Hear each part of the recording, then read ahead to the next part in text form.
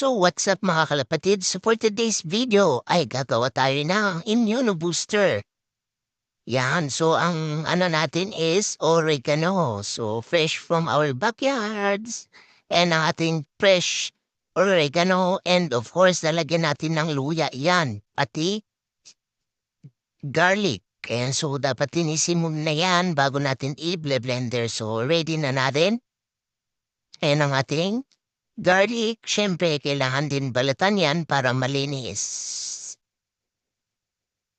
So yun na nga guys, kailangan balatan yan. Yes, balatan mo yan. And then of course meron din tayong honey at hindi lang honey yan cause it's pure honey fresh from the province of Cordillera. Ayan, pure na pure, walang halong chemical, walang halong tubig ang ating honey. So ayan, need mong slice ang ating luya para syempre maganda siya sa blender.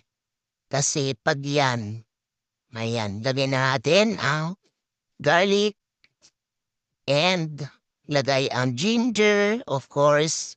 And syempre, ang pinaka-important, ang oregano, ang fresh oregano sa mga katito dyan, dapat meron din kayong tanim sa inyong mga bahay ng oregano para at least ayan, madali lang yan pitas-pitasin kung kailangan. Ayan, so ilagay na natin sa blender ng maayos para syempre maganda yung pagka-blender, of course.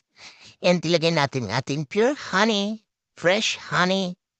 Yes, sabi nila yung honey parang may mga medicinal something like that, mga herbal. And of course, ang ating apple cider, yes, linalagyan din po natin ng apple cider vinegar. Ayan, so dagdagan natin.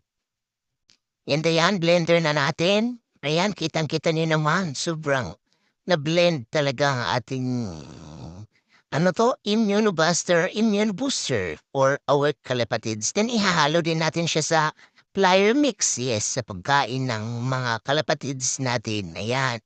So yung sobra, ayan, i-set aside natin para meron tayong ihahalo sa water nila. Yan, pinapainom natin sa kanila.